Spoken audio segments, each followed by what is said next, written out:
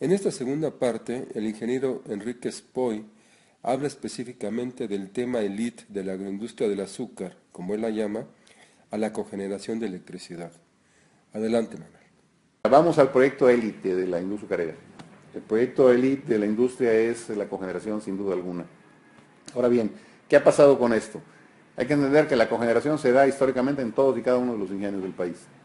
El llamarle cogeneración para vender excedentes de electricidad es lo que últimamente está más en boga. Y hay que también entender que esto tuvo muchas piedras en el camino. La primera de ellas fue que se consideró que al ser un cultivo, un proceso estacional, donde se producía 6-7 meses al año, automáticamente no daba las características que pedía la Comisión Federal de Electricidad, la Comisión Reguladora de Energía, y se invalidó el proyecto por mucho tiempo. Algunas experiencias que se dieron, yo recuerdo Potrero trató de hacerlo hace muchos años, fracasó. Constancia hace muchos años viene haciéndolo, pero con muchos problemas en el camino. Y hasta que realmente las regulaciones se fueron eliminando, reduciendo, empiezan a detonarse estos proyectos. Y podemos señalar, por ejemplo, los casos exitosísimos, como puede ser el de Tres Valles, por un lado, el de Tala, el de San Cristóbal, perdón, San Nicolás, y algunos otros que están en proyecto como alternativas importantes para llegarse a recursos complementarios. Ahora bien, esto también conlleva no solamente el proyecto como tal de la cogeneración, porque la cogeneración, repito, pues simplemente es ir a un estrato superior, es decir, voy a cogenerar produciendo vapor con mayor presión, temperatura, con esto automáticamente me da una capacidad de generación muy superior, con la misma cantidad de bagazo que puedo tener hoy en día para producir 3, 4, 5, 6 megawatts, y automáticamente esto le da una viabilidad importantísima al proyecto.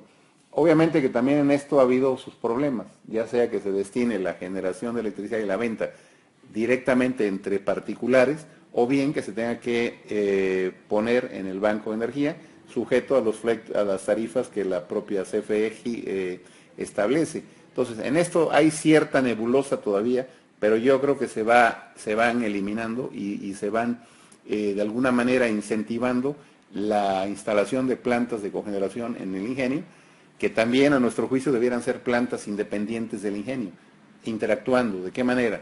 El ingenio te vende tu combustible, que es el bagazo, y yo te vendo la energía que produzco, por un lado. Por otro lado hay que ver el caso del agua también. En fin, buscar un esquema que le dé certidumbre a las partes para poder asegurar no solamente la producción de electricidad durante la zafra, sino también más allá de la zafra. Entonces, si pretendemos aprovechar esas plantas para que trabajen todo el año, una alternativa pudiera ser precisamente esos esquilmos agrícolas, tratar de almacenarlos, enfardarlos, darles o aumentar su densidad, acumularlos para que la producción de electricidad con pura biomasa sea mayor y no solamente la que ofrece el bagazo. Aunque también tengo entendido, no lo sé francamente hoy en día, si ya esté validada la opción de que esas plantas pudieran seguir cogenerando, o más bien generando electricidad, el resto del año, a través de combustibles fósiles. Eso era un tema que estaba sin perder la característica de cogenerador eficiente, para tener los atributos de precios, tarifas y todo lo demás. Pero bueno, son temas que también requieren un mayor grado de investigación. Ahora, aquí la preocupación estriba en que si las plantas que se han montado prácticamente están diseñadas en un esquema de cogeneración no para producir energía hacia afuera, sino para producir energía interna, tanto calor, que es lo que requiere el vapor en el proceso, y electricidad, la propia planta industrial, y los excedentes, que tal vez son mayores que este consumo, pero al fin y al cabo son excedentes. Entonces, cuando llega el tiempo muerto, ¿qué pasa con ese vapor? Entonces hay que ir a algún esquema de turbina de condensación, no las de contrapresión actuales. ¿Para qué? Para que ese vapor se pueda condensar a través de una torre de enfriamiento y recircular, como lo hace cualquier termoeléctrica actual. Pues no es nada más el tema de sustituir hoy, montar una planta de este tipo y trabajarla medio año, porque entonces la recuperación de la inversión se duplica y entonces entra mucho la incógnita de si vale o no vale la pena meterse de acuerdo con las tarifas que se puedan negociar, entendiendo hoy en día que también hay un aspecto que no podemos perder de vista, la caída del precio del petróleo y la tendencia natural que tiene que darse de la caída de los combustibles, precios de los combustibles internos, que no ha ocurrido, pero seguramente tendrá que ocurrir, y de electricidad, que se manifiesta como algo ya impostergable, pero son realidades. Entonces hay que entender que nosotros tenemos que ajustarnos a los tiempos cambiantes.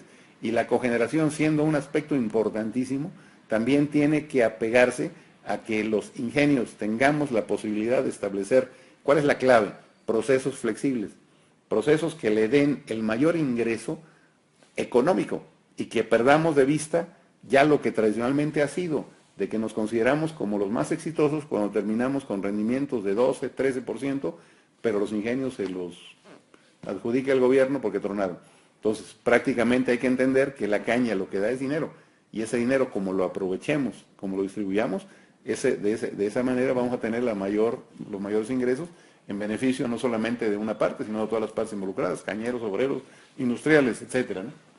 Ahora, aquí en esto nosotros presentamos precisamente las características de la generación de electricidad en los ingenios a través de un diagrama de Molière, donde se pueden ver las condiciones termodinámicas de vapor, y podemos ver que prácticamente 4 ingenios son los que tendrían hoy en día mejores condiciones que el resto, que están dispersos y agrupados en condiciones de presión relativamente bajas, presión-temperatura.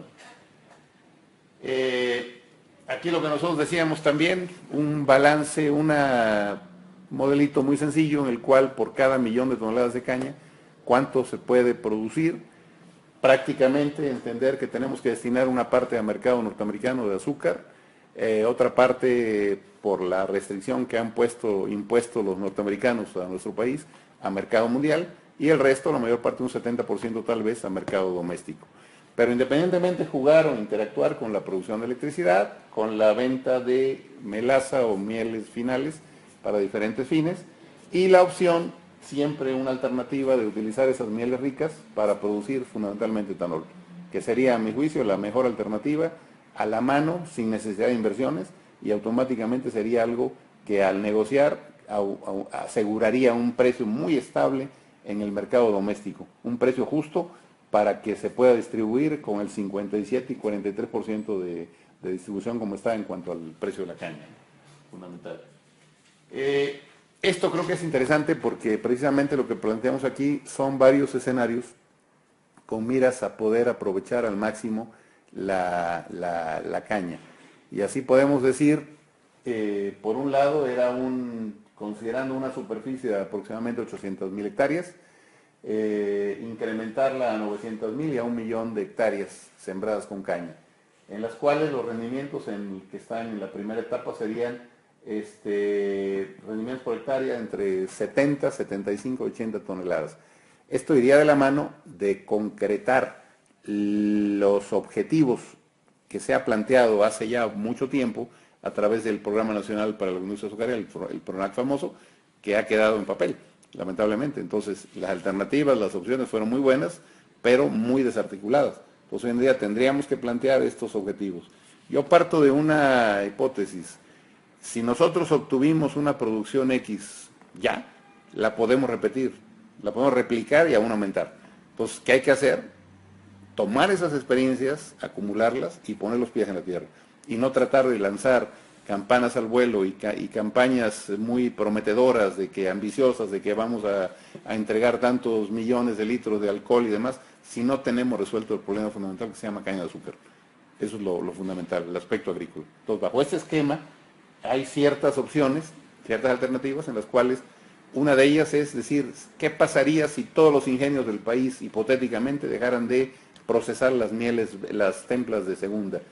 Vender esa miel tendría la opción de participar en un mercado, una oferta de materia prima para producir 600, 700, 1.000.000, 1.100.000, 1.500.000 litros de alcohol, que ya implica. Y también eso, ¿en qué implicaría?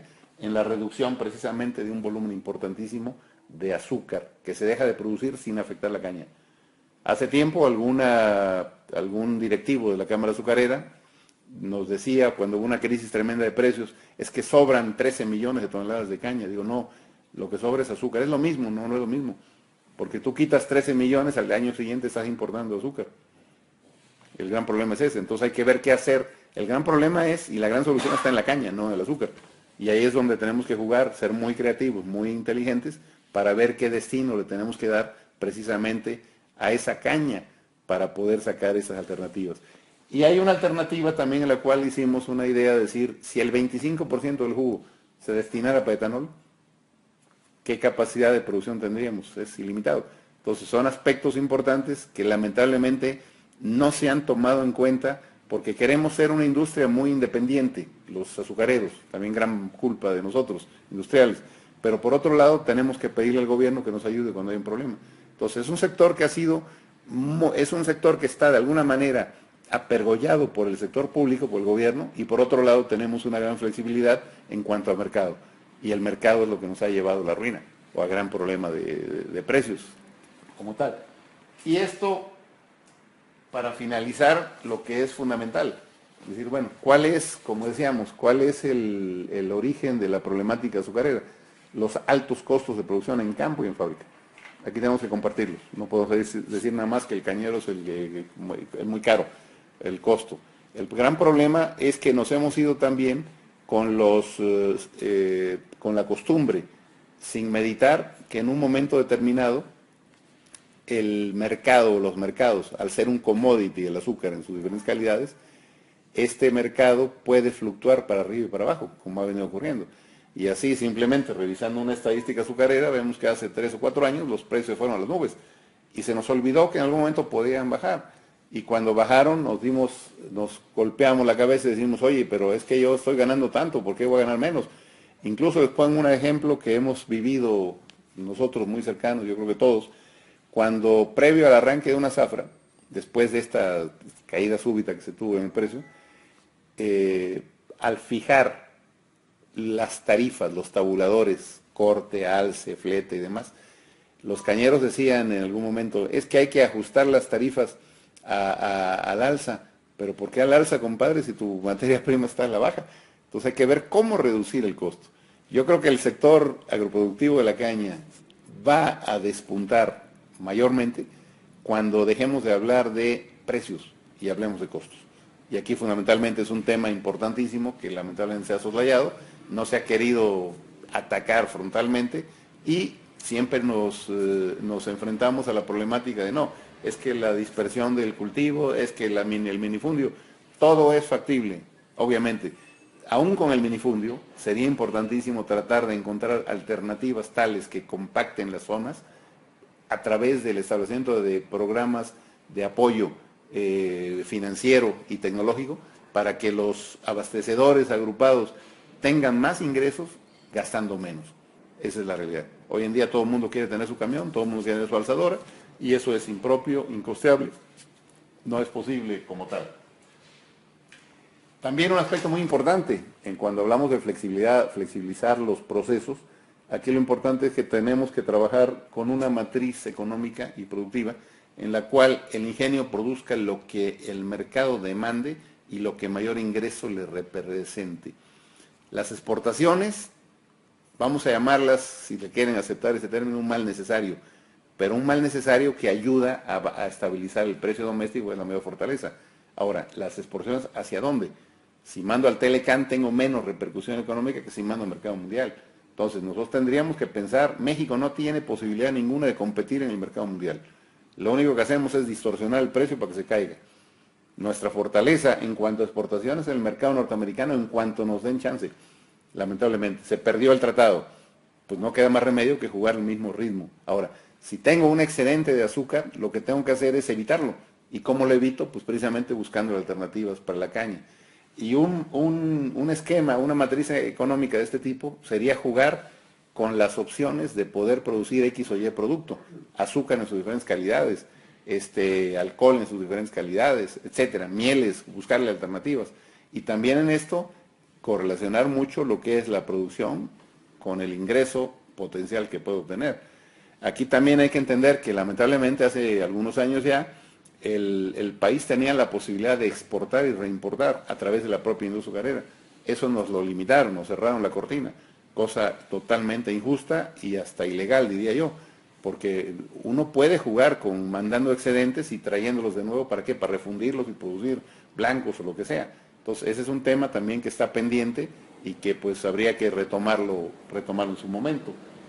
De hecho, si tratáramos de establecer lo que vendría a ser una perspectiva para el sector azucarero, o sea, inventar el futuro desde allá, no desde aquí, tendríamos que ver que tenemos temas de diversa índole. Tenemos temas agrícolas, uno de ellos ya lo mencionaba yo, la compactación de superficies, tratar de reaprovechar los propios coproductos de la caña y tratar de encontrar algunas alternativas para reducir el costo agrícola. La otra es interactuar con diferentes industrias desde el punto de vista de la creación precisamente de cadenas productivas para que se ofrezcan esas, darle ventajas al que produce un producto que muchas veces va a exportar y que esa sería una cadena natural que se da en torno a la caña de azúcar. También aspectos en cuanto a precisamente diversificación, buscar esos nichos de oportunidad, de negocio.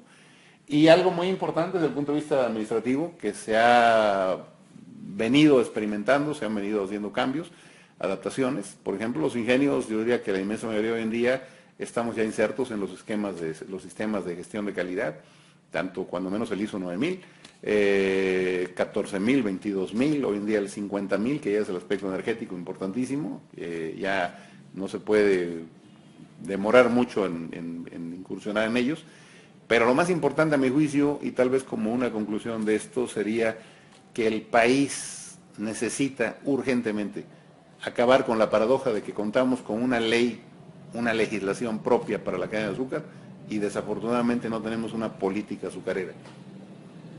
¿Por qué? Ahí va una crítica muy contundente y mordaz tal vez al sector, al sector público. El gobierno federal, los diferentes regímenes que nos han sucedido año con año, sexenio con sexenio, es que no han querido asumir su papel rector de la actividad. Esa es mi opinión muy personal. Aquí no le estoy pidiendo que el gobierno actúe, opere, simplemente le pido y le exijo en el mejor de los casos que rectoree el sector, que sea el encargado de cuidar y velar que esa ley se cumpla para un lado y para otro lado, y que no nos deje, como muchas veces se dice, no, es un negocio entre particulares, yo te pongo una mesa y ustedes resuelvan. No, aquí tiene que haber, lamentablemente, o más bien tiene que haber alguien que sea el rector de la actividad y que cuide que las políticas que vayan en beneficio del país se cumplan. Pero si no hay una política y nos dejan a todos hacer lo que queramos, pues automáticamente tenemos un gran problema dentro del propio sector. México se comprometió a reducir recientemente el presidente Peña Nieto en un 22% la emisión de gases de efecto invernadero a la atmósfera. Sí. Me imagino que todas las industrias en mayor o menor medida van a tener que de alguna manera empezar a contribuir. ¿Cuáles esperas tú, Manuel, que puedan ser las parte de las que has puntualizado bastantes, pero un resumen de lo que debe hacer la agroindustria para contribuir a eso? Bueno, evidentemente que uno de los temas importantes es en cuanto a la quema de la caña, que ya algunos países han incursionado. No es un tema fácil, porque para poder evitar la quema tendría que mecanizarse 100% el campo, y las condiciones topográficas de nuestro país, de los campos cañeros, no son precisamente lo más planos posibles. Pero de todos modos creo que es un tema que hay que entrar de una u otra forma como una contribución importante como tal. Otro tema es la requema, suprimirla, porque es un daño irreversible al suelo. O sea, lo que resta, los esquilmos, ya sea que los recupere, los manda el ingenio a quemar en calderas, o bien los reincorporo. Tal vez la mejor opción por la cuestión de costos sea la de reincorporarlos al suelo. Esos son temas, porque la requema también es una emisión de gases al medio ambiente y básicamente de carbono, ¿no? CO2. Entonces, esos son temas impostergables. Ahora, en el punto de vista industrial, pues obviamente que el rebalance termoenergético de las plantas va a ayudar prácticamente a la contribución a este tema. La quema del bagazo, pues obviamente es contaminante como tal. Tendríamos que entrar, si no en lavadores por el problema del agua, cuando menos sí recuperadores, separadores, ya sea ciclónicos, electrostáticos, etcétera, del hollín, de lo que es de la emisión que sale como tal. Y de esa manera, pues tratar de reducir el impacto ambiental, que dicho de otra manera también está muy si no perseguido, cuando menos muy vigilado, porque hay compromisos para determinar muestreos en chimenea, muestreos isocinéticos, para determinar las características de la polución que se genera, y son temas que hay que abordar como tal. Algo importante que también nos viene a la idea, a la mente, cuando se realizó aquí el Congreso Mundial de Tecnología Azucarera, concretamente de la ISCT en Veracruz en el año 2010, nosotros presentamos un tema que era la producción y uso de biodiesel en el entorno de los ingenios azucareros. ¿Hacia dónde va dirigido esto? Bueno, los biocombustibles tienen hoy en día, con la situación del petróleo, una incógnita tremenda en cuanto a costo de producción. Pero por otro lado, no menos cierto es que también el cultivo de la caña, pues muchas veces tiene opciones de interactuar con otros cultivos. También perderle el miedo, porque también decimos, bueno, el cañero, ¿por qué no renueva la cepa? ¿Por qué no le alcanza el dinero? ¿Y por qué no le alcanza el dinero? Porque el precio de la caña ha bajado, pero por otro lado el costo de producción ha subido. Entonces lo que necesitamos nosotros es de alguna manera replantear esos objetivos y dándole alternativas en aquellas zonas, precisamente por la misma topografía, aprovecharla para otro tipo de cultivos que pueden interactuar. Concretamente hay casos como fuentes aportadoras de nitrógeno, leguminosas, que pueden utilizarse alternadamente con la caña, conjuntamente con la caña, para poder reducir el costo de fertilización y por otro lado generar alguna materia prima que pueda utilizarse como fuente para la producción de biodiesel. Pequeñas plantas en las cuales ese biodiesel ligado con el diésel petroquímico o solo, si el ligado del caso fuera, sirviera para abastecer al grueso de la maquinaria agrícola y de los camiones que se utilizan ciclo con ciclo en el sector azucarero. Son alternativas de aportación como tal. El etanol como tal, pues no puede decirse tampoco que sea un producto netamente inocuo en cuanto a emisiones, pero obviamente si es en su balance es más ventajoso como toda la productiva. Claro, el maíz no tiene, es un crimen de lesa humanidad el destinar maíz por la cuestión del costo el incremento en el costo de los granos como tal. Pero bueno, entonces la caña tiene esa ventaja, porque no solamente es la producción de etanol, sino la producción de bagazo para producir energía para el sector industrial. Entonces, todos estos temas tienen que irse compaginando, pero aquí el riesgo, vuelvo a insistir, yo creo que todo esto necesitaríamos nosotros algo que sería fundamental o primitivo, primario.